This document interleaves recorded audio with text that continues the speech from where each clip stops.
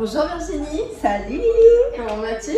Oh bah, comme un mois d'octobre. Hein. Donc, t'as froid, chaud? Non, rose. Rose, ah oui, rose. Octobre, c'est l'amour en même temps. C'est l'amour, c'est plein de choses et c'est un mois voilà, où il y a des belles thématiques aussi, octobre rose, mais aussi il y a le suicide, tout ce qui est aussi parasitage, on rentre dans l'hiver, les microbes, toutes ces choses-là. Et du coup, bah, voilà, on attaque le mois d'octobre gaiement avec une thématique qui va nous suivre sur tout le mois d'octobre que j'ai choisi avec toi, c'est sur les parasites, le parasitage. Ouais, qui en énergétique en fait a vraiment une résonance et on s'est trouvé à parler de ça avec Virginie sur le constat de gens qui parfois donc, vous vampirisent, vous sentez que vous vous faites pomper ou parasiter, ou les gens avec qui ça accroche pas et j'ai compris grâce à Virginie, et on va en parler aujourd'hui, que en fait ça a une signification, une résonance en énergétique. Que ça existe bien ce phénomène-là, c'est pas juste une vision de l'esprit, qu'il se passe vraiment des choses et qu'il existe donc des parasites. C'est là où ça fait un peu film futuriste et j'aimerais que tu nous en dises un peu plus, s'il te plaît. Alors, parasites, il y a plusieurs catégories et c'est bien pour ça qu'en fait ça va permettre aux gens aussi de pouvoir s'y retrouver quelque part, parce qu'il y a des parasitages un peu comme une petite radio où on sent que ça grisouille et que du coup ça ne va pas. Ça, ce sont peut-être des parasitages de surface, comme quand je mesure l'aura et que en fait en réalité je peux percevoir que ce n'est pas bien réglé comme un volume de musique, donc on fait des réajustements. Okay. Il y a des parasites au niveau de la couche éthérique, qui est la couche de protection, qui sont en fin de compte des parasites qui viennent en fait parfois déranger en réalité la santé de la personne, notamment sur tout ce qui est encombrement, maux de tête, maux de ventre, même au niveau des pieds. Ça peut même créer des maladies qui en fin de compte ont en fait une volonté de s'accrocher à une nourriture émotionnelle mal gérée. C'est-à-dire que quand tu gères mal tes émotions, imaginons la colère, la frustration ou encore les ruminations, hop, il y a des parasites de l'invisible qui se ramènent comme des microbes et qui viennent en fait se nourrir de ça. Et donc on ne s'en rend pas compte que plus on est en colère, plus on nourrit de parasites, plus on nourrit de parasites, et plus on est déstabilisé, plus on est déstabilisé, plus on crée des fuites énergétiques, plus on crée des fuites énergétiques et c'est sans fin. Donc en fait c'est important de déjà les connaître, hein. C'est comme si tu vas, je sais pas, voir un spécialiste pour la peau ou un dermato et qu'en fait tu dises voilà je sais pas ce que j'ai, est-ce que c'est de l'eczéma, est-ce que c'est du psoriasis, est-ce que c'est des rougeurs, est-ce que c'est couperose, voilà. Donc du coup il y a vraiment une identification de ces parasites. Les catégories. Là, j'ai parlé de la couche éthérique, la couche qui est au-dessus du corps physique, qui est la couche de protection et qui en même temps nous donne en fait le là sur la santé de la personne, sur l'état vibratoire de la personne. Et puis après, tu as la couche astrale, la couche qui est encore au-dessus, qui est la couche qui correspond aux émotions, comme par hasard, et qui en réalité peut en fait avoir différents types de parasites, mais qui sont encore plus en fait, je dirais, aguerris dans le sens où ils vont aller grignoter encore en profondeur, cette fois-ci, les organes et les viscères. Donc on peut avoir des parasitages comme des vers dans le foie, comme même des insectoïdes ou carrément des parasites de la noirceur, j'ai envie de dire, qui vont créer en fin de compte des troubles non seulement dans l'aura et qui vont donc déstabiliser les gens au risque d'être complètement vaseux. Concrètement vaseux, il y a vraiment les organes après qui sont malades. Exact. Okay. Et puis même avoir des troubles au niveau de leur équilibre. Il y a plein de gens qui se disent « Oh là là, c'est bizarre, j'ai l'impression d'avoir des malaises ». Mais ce n'est pas forcément des malaises, c'est vraiment, je dirais, des vertiges qui vont confirmer en fin de compte le parasitage. Donc en fait, là encore, même dans cette couche astrale, la couche des émotions, il y a aussi différents niveaux. Niveau 1 où on peut envisager des choses de type animal, un serpent, des oursins, des pics, des choses comme ça. Ce sont des images ou des réalités? Alors, ce sont des réalités vibratoires qui en fait apportent ce trouble. Et quand on fait de l'énergétique, on peut le voir et on peut donc le nettoyer. Donc quand on nettoie, on y croit, on n'y croit pas, mais n'empêche que la personne, après coup, elle est quand même soulagée. Et parce qu'elle ne se rend pas compte qu'elle crée une espèce de matière vibratoire quand elle est énervée, ou une matière vibratoire, comme un peu comme on pourrait dire, pardon, il y a de l'électricité dans l'air. Ça, on l'a tous vécu déjà. Voilà. Il n'y a rien entre nous, mais pourtant il y a tout. Il y a un truc qui est électrique. Voilà. Donc ce sont ces choses qui, en fait, en réalité, comme tu l'as si bien dit, quand tu dis oh, je me sens vampirisée, la personne elle est peut-être pas consciente en soi, mais elle vampirise parce qu'elle a son énergie débordante et qui en fait en réalité va créer une emprise sur toi, une influence négative sur l'autre. D'accord, donc ça peut être quelqu'un qui vient nous parasiter et ou aussi un parasite externe qu'on se crée nous-mêmes ou qu'on attire à nous-mêmes. Il y a plusieurs façons en fait de se faire agresser. Oui, c'est ça. Et il peut y avoir aussi ce qu'on appelle des entités qui viennent en fait se nourrir en fait de ta lumière, de ton énergie, de ton aura. Et en fait, ce sont souvent des entités qui sont peut-être entre guillemets paumées, qui ne sont pas passées à la lumière, qui ont besoin en fait de pouvoir exister encore. Mais j'ai envie de dire comme le psoriasis a besoin d'exister, comme le microbe a besoin d'exister, comme la bactérie a besoin d'exister.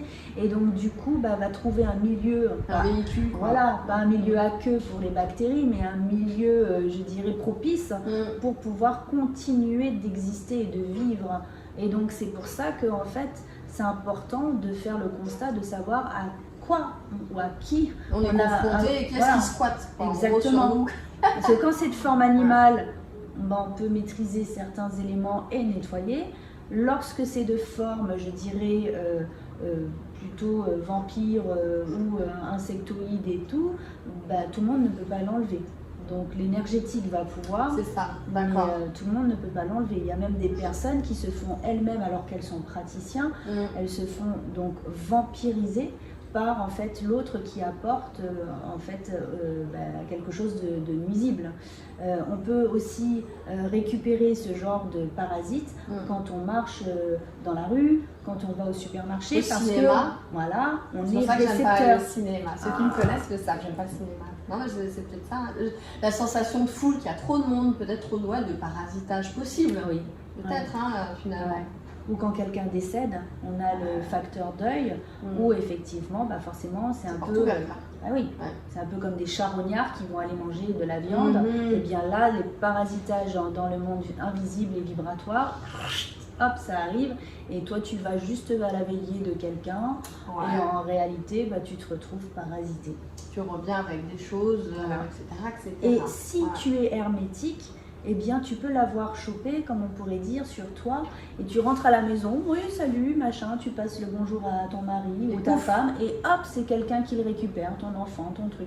Pareil au travail, c'est-à-dire que tu arrives, quelqu'un a fait peut-être, je sais pas, un week-end sanglant, et revient au travail avec toutes ses émotions mal gérées, hop, tu te chopes le truc, t'es pas bien protégé, hop, t'arrives à la maison, et c'est ton fils qui est malade, tu comprends pas pourquoi, il y a rien, voilà. On conscientise tout ça, c'était envie de vivre dans une bulle aseptisée.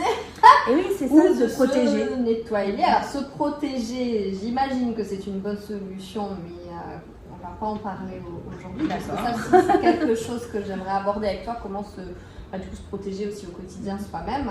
Mais déjà se nettoyer. Et voilà, déjà se nettoyer soi-même avec des soins énergétiques, des douches concrètement, comment on fait le lien dans c'est ça, c'est exactement ça. Donc déjà, bien sûr, avec les séances énergétiques, et on peut tout à fait l'envisager sans problème, mais de manière autonome, on peut prévoir en fin de compte dans l'invisible, pareil, parce que c'est comme si je dis, voilà, je mets un parapluie pour les parasites, ça ne marche pas.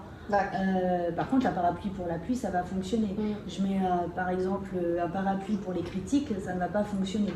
Parce que les parasites, ça commence aussi par les critiques, ça commence par le jugement, ça commence par les malédictions, les mauvais sorts, enfin des personnes qui sont nuisibles, mais qui ne le font pas forcément de manière volontaire. Tiens, j'ai envie de faire de la sorcellerie contre toi, ou tiens, j'ai envie de pouvoir te nuire, mais qui parfois vont dire oh là là, mais celle-là, elle croit toujours qu'elle a raison, allez, c'est bon, qu'elle aille voir ailleurs. Et rien que le fait de pouvoir dire ça, si tu ne sais pas transmuter derrière, si tu ne sais pas en fait traduire cette émotion et la transformer en émotion contraire, et bien de ce fait, tu renvoies en fait à l'autre quelque chose qui est en fait négatif Tu et visible. alimentes.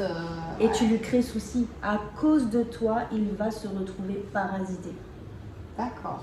Donc, On est tous acteurs de ça en fait, il faut avoir Absolument. conscience des choses. Que ce soit en fait dans ta vie au quotidien, ou même tu regardes la télé, tu dis oh là là c'est pas possible, mais cette guerre en Ukraine, mais franchement mais il faudrait leur couper les parties à ces chefs d'État et tout, mais rien que le fait que tu aies dit ça, tu alimentes. Si tu ne sais pas transmuter derrière, parce que tu as le droit de t'exprimer, mais derrière de transmuter en disant bon allez, tout ce que j'ai dit, hop je le mets dans une bourse de lumière et je transmute en positif pour ne pas me ramasser ni envoyer parce que en fait en projection lorsque tu envoies en fin de compte du bazar, ça crée du bazar. Si tu envoies de l'amour, ça crée de l'amour. Alors il y a plein de gens qui me disent ouais mais moi j'envoie du love, il n'y a pas de souci, on envoie du love, mais si après, juste après on n'arrive pas à transmuter, encore une fois nous sommes des êtres humains donc on a le droit de s'exprimer, mais c'est important de pouvoir voilà. Ça c'était le thème de la dernière. Ah oui, exact. Et là, ce qui est important quand tu me demandes de nettoyer, c'est déjà de pouvoir récupérer un petit peu dans un sac comme une bourse de lumière. Tous les soirs, je propose en fait ce petit exercice en fait, si vous entendez, de pouvoir en fait vous-même être dans une situation confortable, de pouvoir mettre toutes vos mauvaises émotions dans ce sac fourre-tout de lumière, le tirer en fait au niveau des fils, le fermer à 3 nœuds, Harry Potter, voilà, et je renvoie à la lumière. Je transmute et je récupère comme des confettis d'amour sur moi. Et là déjà, je transmute aussi toutes mes espèces de malédictions qui puisées sont juste des mauvaises dictions. Mauvaise diction, voilà. Et je vais aussi, et là c'est par rapport au nettoyage que tu me dis, bon est-ce qu'on peut se nettoyer sans forcément faire de soins énergétiques? Je dis oui. Et dans ces cas-là, on fait vraiment comme si on tire la douche, on tire la chasse, hop, douche de lumière, douche de lumière, douche de lumière. La même chose que la vidange? Non. Non. Donc voilà, la fille qui a rien compris. Non, parce que la vidange va aller un peu plus loin pour enlever les énergies usagées. D'accord. La douche, c'est vraiment spontanément qu'on utilise en fait pour pouvoir là enlever les parasites, pour ne pas justement le soir quand tu arrives de ta journée ou que tu as été au supermarché ou en conduisant ou je ne sais pas quoi, même pour les enfants à l'école, hop, douche de lumière et on nettoie tout. Après, il y a aussi avec l'eau. Tu peux nettoyer avec l'eau. Quand tu te douches, tu demandes à l'eau de te décharger de toute la journée, de toutes ces choses. Finalement, l'hygiène